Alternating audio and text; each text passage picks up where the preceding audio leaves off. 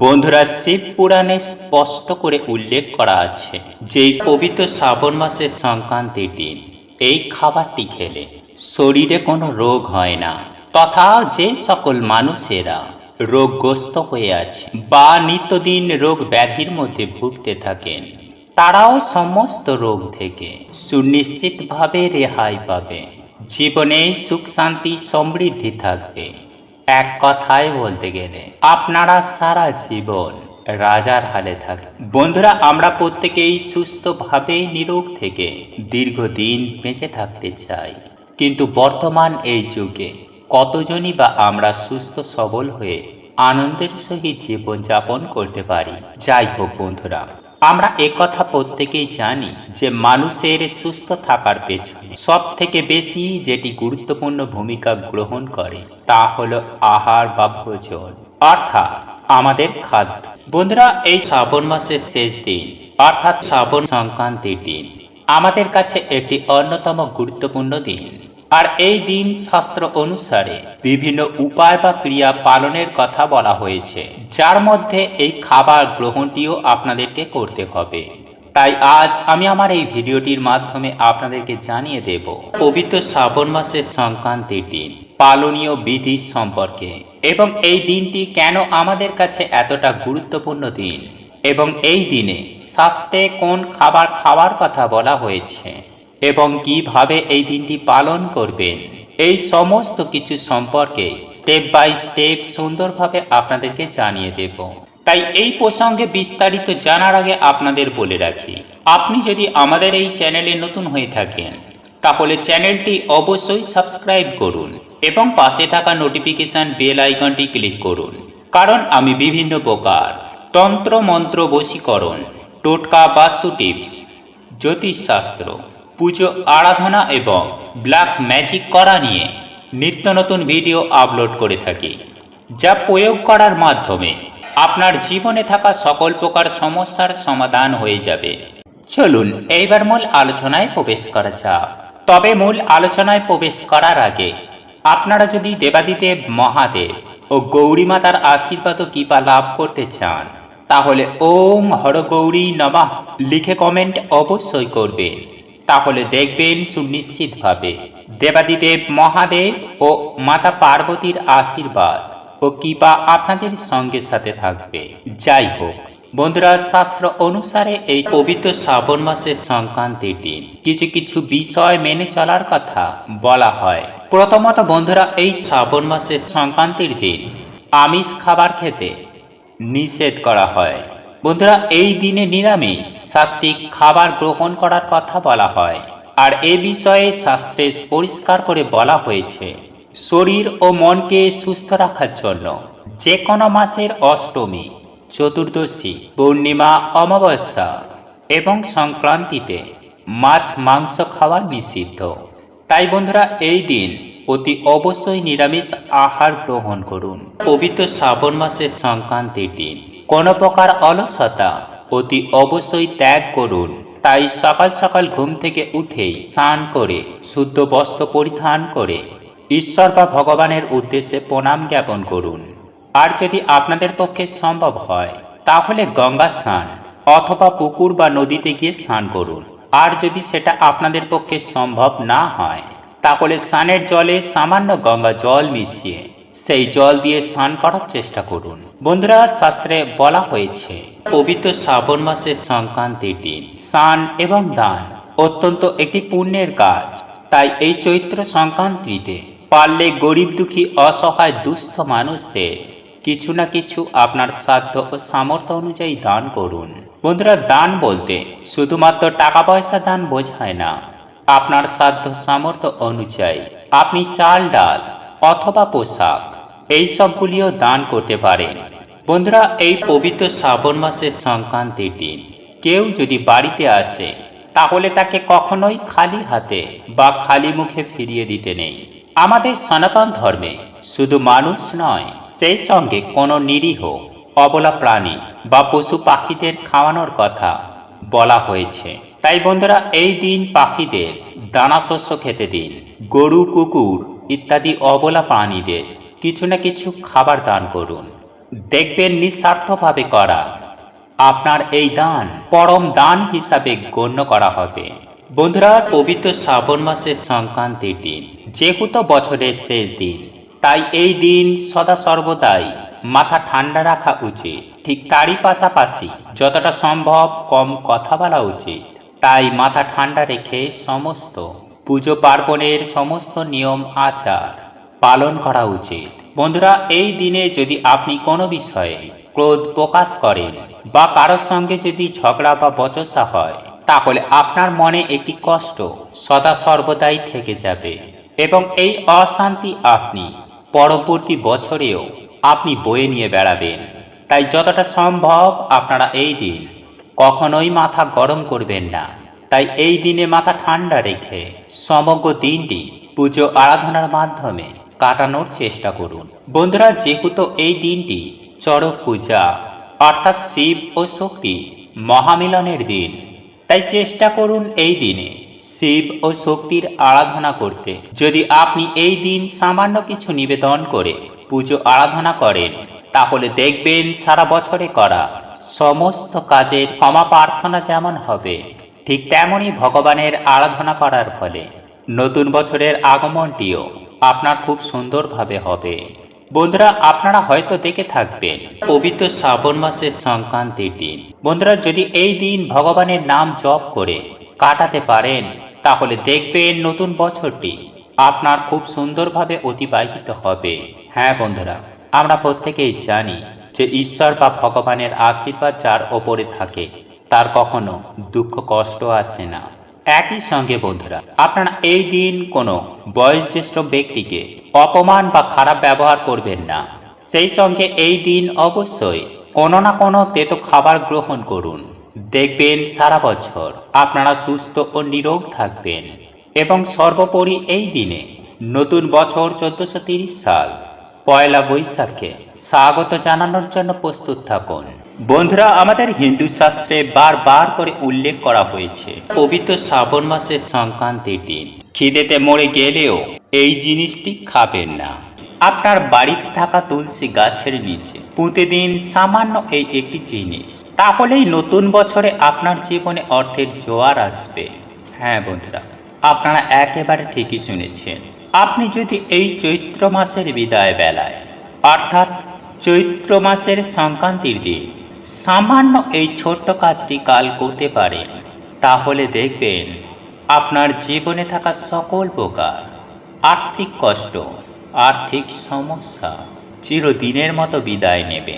তাই বন্ধুরা, আপনারা যদি নতুন বছরে সুস্থ নিরোগ থাকতে চান, প্রচুর প্রচুর টাকার মালিক হতে চান, যদি চান আপনার নিজের একটা বাড়ি হোক, নিজের একটা গাড়ি হোক, তাহলে অতি অবশ্যই আগামীকাল তুলসী গাছের নিচে পুঁতে দিন এই একটি জিনিস, তাহলেই দেখবেন রাতারাতি আপনাদের হাতে অর্থ আসবে চুম্বকের মতন। বন্ধুরা, আমরা আমাদের আর্থিক ভাগ্যকে ফিরে পেতে বিভিন্ন রকমের ক্রিয়াকর্ম, টোটকা, উপায়, উপাচার করে থাকি। কিন্তু আপনি যদি বছরের এই বিদায় বেলায় অর্থাৎ চৈত্র মাসের সংক্রান্তির দিন আপনি যদি আপনার তুলসী তলায় পুঁতে রাখতে পারেন, তাহলে পরমেশ্বর ভগবান শ্রীকৃষ্ণের আশীর্বাদও কি পায় আমি সুনিশ্চিতভাবে বলতে পারি যে আপনারা রাতারাতি প্রচুর প্রচুর টাকার মালিক হয়ে উঠবেন। তাই এই সুবর্ণ সুযোগ একদম হাতছাড়া করবেন না। তাই এই প্রসঙ্গে বিস্তারিত জানার আগে আপনাদের বলে রাখি, আপনি যদি আমাদের এই চ্যানেলে নতুন হয়ে থাকেন, তাহলে চ্যানেলটি অবশ্যই সাবস্ক্রাইব করুন এবং পাশে থাকা নোটিফিকেশন বেল আইকনটি ক্লিক করুন। কারণ আমি বিভিন্ন প্রকার তন্ত্র মন্ত্র, বশীকরণ, টোটকা, বাস্তু টিপস, জ্যোতিষশাস্ত্র, পুজো আরাধনা এবং ব্ল্যাক ম্যাজিক করা নিয়ে নিত্য নতুন ভিডিও আপলোড করে থাকি, যা প্রয়োগ করার মাধ্যমে আপনার জীবনে থাকা সকল প্রকার সমস্যার সমাধান হয়ে যাবে। চলুন এইবার মূল আলোচনায় প্রবেশ করা যাক। তবে এই মূল আলোচনায় প্রবেশ করার আগে আপনারা যদি পরমেশ্বর ভগবান শ্রীকৃষ্ণের আশীর্বাদ ও কৃপা দৃষ্টি লাভ করতে চান, তাহলে ওম বাসুদেবায় নম লিখে কমেন্ট অবশ্যই করবেন। বন্ধুরা, আমি সবার প্রথমে আপনাদেরকে জানিয়ে রাখি যে এই উপায় বা ক্রিয়াটি করার জন্য আপনাদেরকে কি কি নিতে হবে। তাই মনোযোগ সহকারে ভিডিওটি দেখুন। বন্ধুরা, শাস্ত্র মতে বাড়িতে তুলসী গাছ থাকা অত্যন্ত শুভ লক্ষণ বলে মনে করা হয়। শাস্ত্র মতে এটাও বলা হয় যে বাড়িতে তুলসী গাছ থাকে সেই গৃহে কখনোই মৃত্যুর দেবতা যমরাজ প্রবেশ করতে পারে না। এছাড়াও বিভিন্ন অশুভ শক্তি বা কুপ্রভাব থেকে এই তুলসী মহারানী আমাদের রক্ষা করে থাকে। হ্যাঁ বন্ধুরা, আপনারা একেবারে ঠিকই শুনেছেন। যাই হোক, এইবার আমি আপনাদেরকে একটি বিষয় জানিয়ে রাখি যে আপনারা আপনাদের বাড়িতে সদা সর্বদাই তুলসী গাছ বসিয়ে রাখবেন বাড়ির ঈশান কোণে।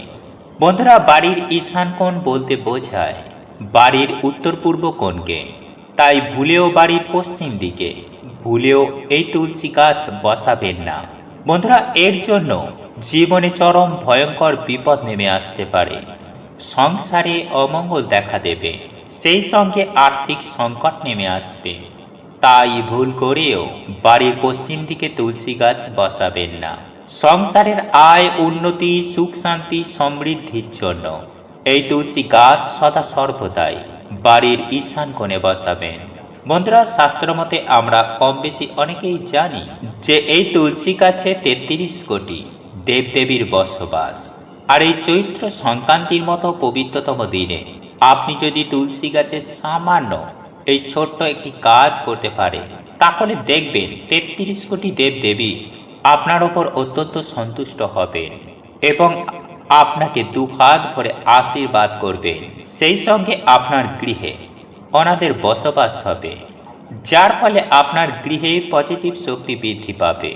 আর এর ফলে আপনার সংসারে সদা সর্বদাই সুখ শান্তি সমৃদ্ধি বজায় থাকবে। বন্ধুরা, আপনারা জীবনে অখণ্ড সৌভাগ্যের অধিকারী হবেন। বন্ধুরা, আমরা প্রত্যেকেই কোনো না কোনো সময় আর্থিক কষ্ট বা আর্থিক সমস্যার মধ্যে ভুগি। আর তখনই আমাদের জীবনে চরম ভয়ঙ্কর বিপদ নেমে আসে। আমরা তখন বুঝে উঠতে পারি না যে কি করব বা আমাদের কি করা উচিত। তাই বন্ধুরা, আপনি যদি চরম ভয়ঙ্কর আর্থিক কষ্টের মধ্যে থাকেন বা যদি আপনারা আর্থিক সমস্যার মধ্যে ভুগতে থাকেন, তাহলে এই ভিডিওটি সম্পূর্ণ শেষ পর্যন্ত বিশ্বাসের সাথে দেখুন এবং এই উপায় বা টোটকাটি আগামীকাল চৈত্র সংক্রান্তির দিন করার চেষ্টা করুন। দেখবেন এই উপায় বা ক্রিয়াটি আপনাদের জীবনকে পুরো বদলে দিয়েছে। তাই আগামীকাল চৈত্র মাসের সংক্রান্তির দিন তাড়াতাড়ি সকাল সকাল ঘুম থেকে উঠবেন এবং তারপর শুদ্ধ বস্ত্র পরিধান করবেন। তারপর আপনি আপনার গৃহ দেবতা এবং মা লক্ষ্মীর সামনে এই উপায় বা ক্রিয়াটি করুন। এর ফলে আপনারা অত্যন্ত সুফল পাবেন। হ্যাঁ বন্ধুরা, আপনারা একেবারে ঠিকই শুনছেন। এই উপায় বা ক্রিয়াটি করার জন্য আপনাদেরকে নিতে হবে একটি ছোট্ট সাদা কাপড়ের টুকরো এবং সেই সঙ্গে নিতে হবে কয়েকটি তুলসী বীজের দানা। হ্যাঁ বন্ধুরা, আপনারা একেবারে ঠিকই শুনছেন। আমরা যেটিকে সাধারণত তুলসী মঞ্জুরি বলে চিনি। বন্ধুরা, এই তুলসী মঞ্জুরি বা তুলসী বীজের দানা সাদা কাপড়টির মধ্যে রাখুন। তারপর আপনি মা লক্ষ্মী দেবীর পুজো আরাধনা করুন, কারণ এই চৈত্র মাস মা লক্ষ্মীর একটি প্রিয় মাস। তাই এই চৈত্র সংক্রান্তির দিন নিষ্ঠা, ভক্তি ও বিশ্বাসের সহিত মা লক্ষ্মী দেবীর পুজো আরাধনা করুন এবং পুজোর শেষে হাত জোর করে আপনি আপনার সকল মনস্কামনা মনোবাসনা মায়ের কাছে জানিয়ে দিন। তারপর ওই কাপড়টিকে ভালো করে ওই তুলসী বীজ বা তুলসী মঞ্জুরি সহ বেঁধে ফেলুন এবং এই পুঁটুলিটিকে আপনি মা লক্ষ্মীর চরণে রেখে দিন। তারপর সন্ধ্যাবেলায় যেভাবে আপনারা বাড়িতে সন্ধ্যা দেন, ধূপ দেন, ঠিক সেভাবেই বাড়িতে সন্ধ্যা আরতি করবেন এবং ওই পুঁটুলিটি নিয়ে আপনার আলমারি বা টাকা পয়সা রাখার স্থানে রেখে দিন। তাহলেই দেখবেন মা লক্ষ্মীর আশীর্বাদ ও কৃপায় প্রচুর প্রচুর টাকা চুম্বকের মতো আপনার হাতে আসবে। হ্যাঁ বন্ধুরা, একেবারে অর্থের জোয়ার আসবে। আর্থিক সমস্যা আপনাদের জীবন থেকে চিরদিনের মতো বিদায় নেবে, কারণ এই উপায় বা ক্রিয়াটির মধ্যে রয়েছে মাতা তুলসী মহারানীর আশীর্বাদ এবং মা লক্ষ্মী দেবীর আশীর্বাদ। যার ফলে আপনার জীবনে টাকা পয়সার বন্যা বইবে এবং সমস্ত সমস্যার সমাধান হবে। বন্ধুরা, আপনারা যদি ব্যবসা করেন তাহলে আপনার ব্যবসার জায়গায় ওই পুঁটুলিটা চুপচাপ রেখে দিন। দেখবেন আপনার ব্যবসায় উন্নতি ঘটবে। আপনার জীবনে বিভিন্ন দিক থেকে অর্থ আসবে। হ্যাঁ বন্ধুরা, অর্থ ইনকামের 10 দিক থেকে রাস্তা খুলে যাবে। বন্ধুরা, একই সঙ্গে আপনাদেরকে এটাও জানিয়ে রাখি যে চৈত্র মাসের সংক্রান্তির দিন অর্থাৎ আগামীকাল বছরের শেষ দিনে এই সুবর্ণ সুযোগে আপনি আপনার গৃহের তুলসী তলায় তুলসী গাছের নিচে রাখুন একটি শালগ্রাম শিলা। হ্যাঁ বন্ধুরা, আপনার একেবারে ঠিকই শুনছেন। বন্ধুরা, আমাকে অনেকেই প্রশ্ন করে থাকেন যে এই শালগ্রাম শিলা আপনি কোথা থেকে পাবেন। তাই আপনাদের উদ্দেশ্যে বলে রাখি যে আপনারা যে কোনো দশকর্মার দোকানে এই শালগ্রাম শিলা পেয়ে যাবেন। তবে এর আগে আপনাকে একটি বিশেষ কাজ করতে হবে। বন্ধুরা, আপনারা এই শালগ্রাম শিলা বাজার দোকান থেকে কিনে এনে সঙ্গে সঙ্গে ব্যবহার করবেন না। আর আপনি যদি সঙ্গে সঙ্গে ব্যবহার করেন তাহলে এর ফল আপনাকে ভুগতে হবে। তাই তার আগে গঙ্গা জল দিয়ে ওই শালগ্রাম শিলাটির অভিষেক ঘটাবেন। তারপরে আপনি ওই শিলাকে তুলসী গাছের গোড়ায় রাখুন। বন্ধুরা, আগামীকাল চৈত্র সংক্রান্তির দিন আপনি যদি এটি করতে পারেন তাহলে দেখবেন আপনার জীবনে হাজারো দিক থেকে অর্থ আসতে শুরু করবে। হ্যাঁ বন্ধুরা, আপনাদের জীবনে টাকা পয়সার বন্যা বইবে। তাই যারা আর্থিক সমস্যায় ভুগছেন, জীবনে যাদের চরম দারিদ্রতা নেমে এসেছে, কিংবা যাদের কাজের দিক থেকে বা কর্মক্ষেত্রে বিভিন্ন সমস্যায় পড়েছে, তাহলে এই সকল সমস্যা থেকে কিভাবে মুক্তি পাবেন এই নিয়ে সারাদিন চিন্তা ভাবনা করছেন, তাহলে আর চিন্তা ভাবনা নয়, আপনার জীবনে থাকা সকল প্রকার সমস্যার সমাধান হয়ে যাবে। শুধুমাত্র আপনি যদি এই উপায় বা ক্রিয়াটি আগামীকাল চৈত্র মাসের সংক্রান্তির দিন যদি একবার করতে পারে। বন্ধুরা, এই উপায় বা ক্রিয়াটি এটি একটি খুব শক্তিশালী উপায় বা উপাচার, আর এটি পরীক্ষিত এবং প্রমাণিত। তাই বন্ধুরা, আমি আপনাদেরকে বলবো যে আমাদের প্রত্যেকের বাড়িতে তুলসী গাছ আছে, তুলসী মঞ্চ আছে। আমরা নিয়মিত সকাল সন্ধ্যায় তুলসী মাতার পুজো আরাধনা করে থাকি, কিন্তু আবার অনেক ক্ষেত্রেই দেখা যায় যে বাড়িতে তুলসী গাছ রয়েছে, তুলসী মঞ্চ রয়েছে, কিন্তু নিয়মিত সকাল সন্ধ্যায় তুলসী মাতার আরাধনা করেন না। এটা করা একদমই উচিত নয়। এদের সংসারে চরম ভয়ঙ্কর অমঙ্গল ও দারিদ্রতা নেমে আসে। তাই ভুলেও এই কাজটি আপনারা একদম করবেন না। তাই নিয়মিত সকাল সন্ধ্যায় অতি অবশ্যই তুলসী মহারানীর পুজো আরাধনা করবেন এবং বাড়িতে সন্ধ্যার প্রদীপ দেখাবেন। এতে আপনাদের এবং আপনাদের পরিবারের মঙ্গল হবে এবং তুলসী মাতার আশীর্বাদ ও কৃপায় আপনার জীবনে আয় উন্নতি হবে অবধারিত। বন্ধুরা, শিব পুরাণে স্বয়ং দেবাদিদেব মহাদেব বলেছেন, বাড়িতে শিবলিঙ্গ থাকলে চৈত্র মাসের সংক্রান্তির দিন খিদেতে মরে গেলেও এই জিনিসটি খাবেন না। আর আপনারা যদি ভুল করেও এই খাবারগুলি গ্রহণ করে থাকেন তাহলে আমি সুনিশ্চিতভাবে বলতে পারি, নইলে নতুন বছর কিন্তু বন্ধুরা আপনাদের জীবনে আনবে চরম ভয়ঙ্কর দুর্ভাগ্য ও দারিদ্রতা। সেই সঙ্গে সঙ্গে আপনারা রোগ জ্বালাতে ভুগবেন। এক কথায় বলতে গেলে আপনাদেরকে আজীবন দুঃখ কষ্ট ভোগ করতে হবে, চরম অশান্তিতে ভুগতে হবে। জীবন একেবারে নরক যন্ত্রণার সমতুল্য হয়ে উঠবে। কারণ আমরা আপনারা প্রত্যেকেই জানি যে দেবাদিদেব মহাদেবের সর্বশেষ পুজো হচ্ছে বছরের এই চৈত্র সংক্রান্তির দিন বুড়ো শিবের পুজো, যাকে আমরা আদি শিব বলে থাকি। তাই এই দিনে বন্ধুরা আমাদের বাড়ির মা বোনেরা স্বামী সন্তানের কল্যাণের জন্য, পরিবারের সুখ শান্তি সমৃদ্ধি বৃদ্ধির জন্য, সন্তান প্রাপ্তির জন্য, দুর্ভাগ্য দারিদ্রতা কাটানোর জন্য এই চৈত্র মাসের সংক্রান্তির দিন দেবাদিদেব মহাদেবের পুজো আরাধনা করেন। আর শাস্ত্রই বলছে যে চৈত্র সংক্রান্তির দিনে যদি কোনো নারী নিষ্ঠা, ভক্তি ও বিশ্বাসের সহিত ভগবানের পুজো আরাধনা করতে পারেন, তাহলে রাতারাতি তার সকল মনোবাসনা সুনিশ্চিতভাবে পূর্ণ হয়। তাই বন্ধুরা, এই দিনে কোন খাবারগুলি আপনারা খাবেন না এবং কোন কোন কাজগুলি আপনারা করবেন না তা বিস্তারিতভাবে জেনে রাখুন। এতে আপনার যেমন কল্যাণ হবে, ঠিক তেমনই আপনার পরিবারের কল্যাণ হবে। নতুন বছরেই সুখ শান্তি আসবে। আপনারা সুস্থ নিরোগ হয়ে আনন্দের সহিত জীবন কাটাতে পারবেন। সব থেকে বড় কথা, দেবাদিদেব মহাদেবের আশীর্বাদ ও কৃপা আপনাদের সঙ্গে সাথে থাকবে। সেই সঙ্গে আপনারা জীবনে প্রচুর প্রচুর টাকার মালিক হয়ে উঠবেন। কারণ আপনারা প্রত্যেকেই জানি যে মানুষে দিলে কুলায় না, আর ভগবানে দিলে ফুরায় না। তাই দেবাদিদেব মহাদেবের আশীর্বাদ যদি আপনার মাথার ওপরে থাকে, তাহলে দেখবেন 10 দিক থেকে অর্থ ইনকামের রাস্তা আপনাদের জীবনে খুলে গেছে। চলুন এইবার মূল আলোচনায় প্রবেশ করা যাক।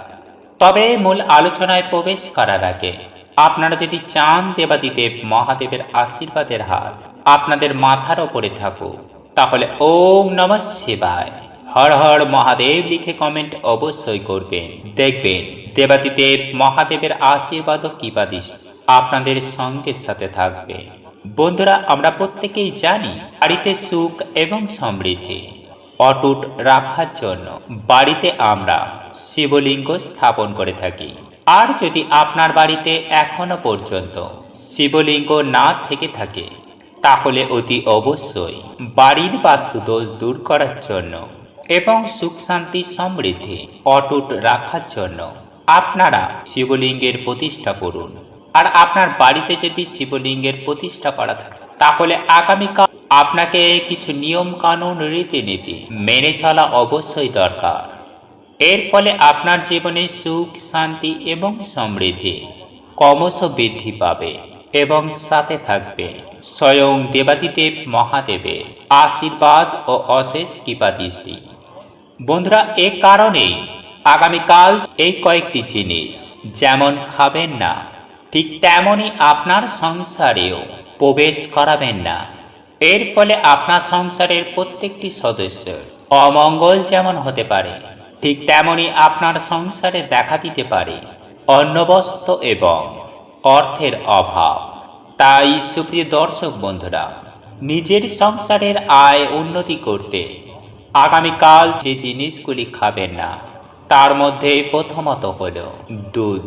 হ্যাঁ বন্ধুরা, আপনারা একেবারে ঠিকই শুন, কাঁচা দুধ। যেহেতু আমরা শিবলিঙ্গে কাঁচা দুধ ঢেলে পূজা করে থাকি, ভুল করেও মুখে তুলবেন না। আর যদি করেন, তাহলে আপনি জানবেন নিজের বিপদ নিজেই ডেকে আনছেন। দ্বিতীয়ত, আপনারা যে জিনিসটি খাবেন না তা হল আমিষ খাবার। হ্যাঁ বন্ধুরা, দেবাদিদেব মহাদেবের আশীর্বাদ পেতে নিজেকে একটু সংযত করে আগামীকাল আমিষ খাবার খাওয়া থেকে নিজেদেরকে বিরত রাখুন। যদি আপনারা এই দিন নিরামিষ আহার গ্রহণ করতে পারেন, তাহলে দেবাদিদেব মহাদেবের আশীর্বাদে আপনাদের সমস্ত মনস্কামনা সুনিশ্চিতভাবে পূর্ণ হয়ে যাবে। তৃতীয়ত, লাল রঙের কোনো দ্রব্য যেমন মসুর ডাল, লাল লঙ্কা, লাল শাক ইত্যাদি, কারণ দেবাদিদেব মহাদেবের অপছন্দের তালিকায় রয়েছে এই জিনিসগুলি। তাই আগামীকাল এই ধরনের জিনিসগুলি ভুল করেও বাড়িতে আনবেন না, ঠিক তেমনই খাবেন না। বন্ধুরা, এছাড়াও আপনারা যে জিনিসগুলি খাওয়া থেকে এড়িয়ে চলবেন, তার মধ্যে অন্যতম হল শিম এবং বেগুন। বন্ধুরা, এই দুটি সবজি যতটা সম্ভব আগামীকাল ভুল করেও খাবেন না, এতে আপনারই মঙ্গল। তাই বন্ধুরা, প্রথম থেকে উঠে স্নান করে দেবাদিদেব মহাদেবের পুজো আরাধনা করুন। সেই সঙ্গে আপনার সাধ্য ও সামর্থ্য মতো ফুল ফল নৈবেদ্য নিবেদন করে আপনি যদি দেবাদিদেব মহাদেবের পুজো আরাধনা করতে পারেন, তাহলে আপনি স্বয়ং দেবাদিদেব মহাদেবের আশীর্বাদ ও কৃপাদৃষ্টি লাভ করবেন। বন্ধুরা, আপনারা প্রত্যেকেই জানি যে দেবাদিদেব মহাদেব খুব অল্পতেই সন্তুষ্ট। তাই আপনারা যদি এই সমস্ত কাজগুলি না করতে পারেন তাহলে অন্ততপক্ষে একটি ত্রিপত্রযুক্ত বেলপাতা এবং সামান্য একটুখানি গঙ্গা জল অবশ্যই নিবেদন করুন। আর আপনাদের পক্ষে যদি সম্ভব হয় তাহলে আকন্দ ফুল, কলকে ফুল এবং অপরাজিতা ফুল অবশ্যই দেবাদিদেব মহাদেবকে নিবেদন করবে। এর ফলে আপনার সকল প্রকার দুঃখ কষ্ট, জ্বালা যন্ত্রণা, দারিদ্রতা, এমনকি রোগ ব্যাধিও খুব সহজেই দূর হয়ে যাবে।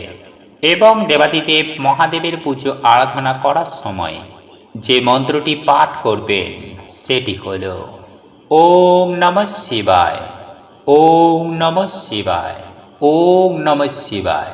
বন্ধুরা, এই মন্ত্রটি অন্তত 3 বার অতি অবশ্যই পাঠ করবেন। বন্ধুরা, এই মন্ত্র আপনি সারা দিন ও রাতের মধ্যে যে কোনো সময়ে পাঠ করতে পারেন। তাই সকালে যেমন পাঠ করবেন ঠিক তেমনই সন্ধ্যার সময়, সন্ধ্যা আরতি দেবার সময়ে আপনারা এই মন্ত্রটিও পাঠ করতে পারেন।